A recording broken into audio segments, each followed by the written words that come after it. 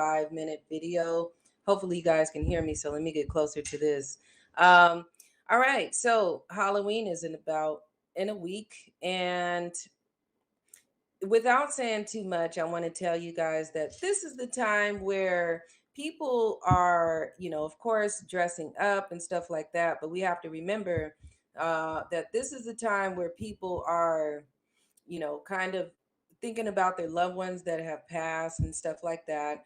Um, we have the equal of darkness and light right now because the autumn equinox just passed. It's really, I want to be honest, it's really like that turning point in our season where, we start to kind of go inwards, our hermit, I like to call it the hermit mode. Where we start to gather our thoughts, gather ourselves together for the winter, and really think about where we want to be for the new year.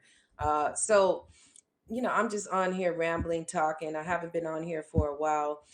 It's also Scorpio season. So Scorpio season is does represent, rebirth, death, and rebirth, but not really physically, meaning energy wise, the old self going away and closing those old doors and bringing in new things. So this is what's going on right now. And I know that we just had this full moon and that was heavy energy as well. But it's really the turning point where we've got to let go of the old and bring in the new, or get ready for the new. So as you are going through this winter, start maybe like writing down things that you really want to do. In the last video here, I talked to you guys about manifestation. And that was really good. I like to watch my videos back, so I'll be watching this back as well.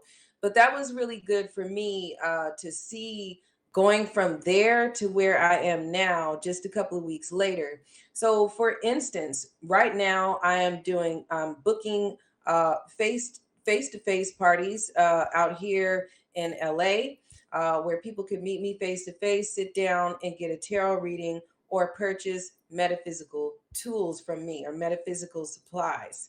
And that's really good for me. I'm also on different sites where I'm doing tarot readings, and I also have a spiritual class for particular individuals that I will be teaching.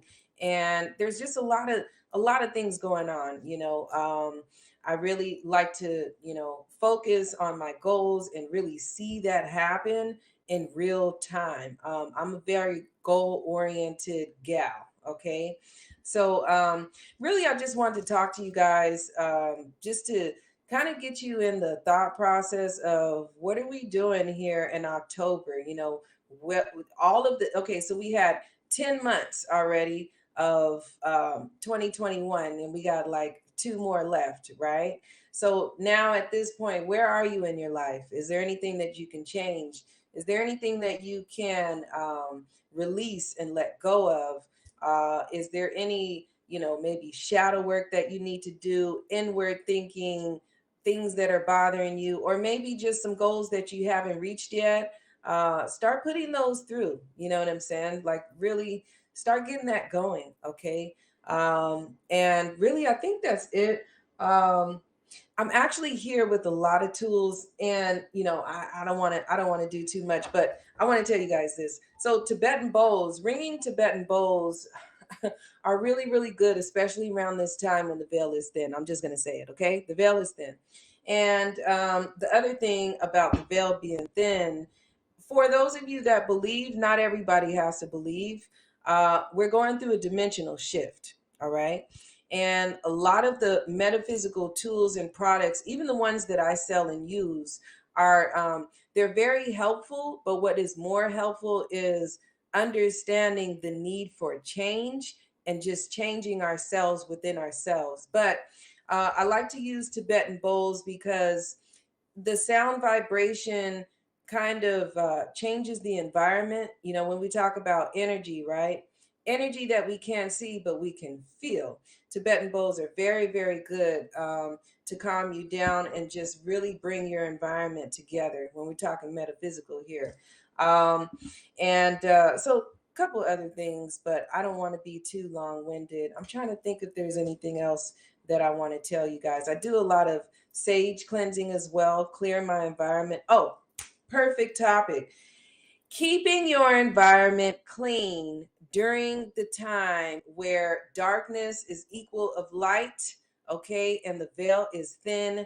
All right, like this really needs to happen. The more clutter we have in our lives, it can boggle us down. Okay, so this is a good time to make sure you keep everything clean as possible. And that is also health wise. Of course, this is, pandemic. Hey, you want to, keep things clean, especially when you're meditating, praying, and trying to manifest things.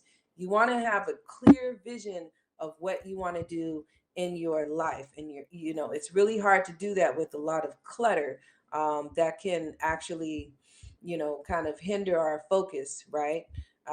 Anything else? If you guys are in the chat, go ahead and chat with me. Um, I did go to the beach today. I want to tell you guys this really quick. So I did go to the beach today. And a part of what I do, my metaphysical practices, I like to collect beach water. I have some stones in here. What I will probably use this for is a cleansing technique that I will be using, and even like a cleansing bath as well. If I know people are like, oh my God, it's dirty, there's sand.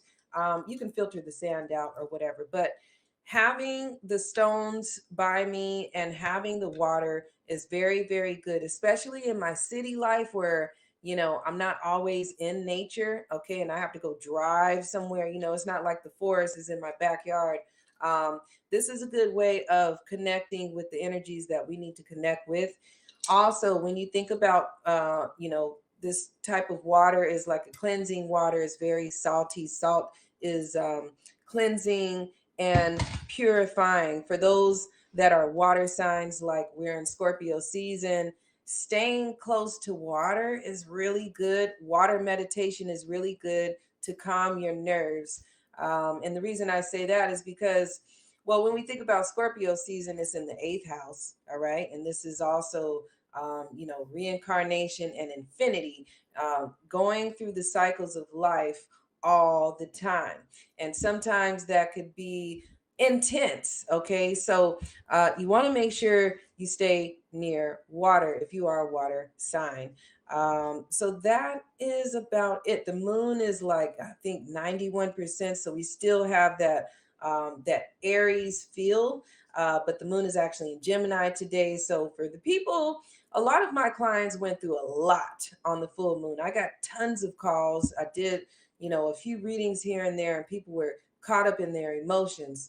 The moon is all about emotions and moods anyway. So when it's in a sign like, a fire sign of Aries, of course, Aries is more self, like more of self. What about me?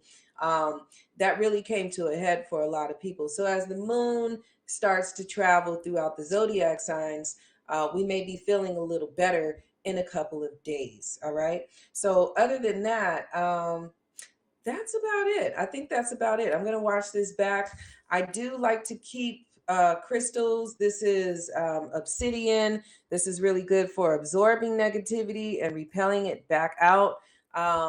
So certain crystals and stuff are really good, even if we use like clear crystal quartz to clear our energy. I like to hold it in my hand. I also like to use it to clear myself. I may even put it on top of my tarot cards to clear energy between readings. Okay. So this is all I'm going to show you right now. But I hope you guys are having a good day, and I will talk to you later. This is really, really quick. But I'll talk to you guys later. This is Artemis Lord.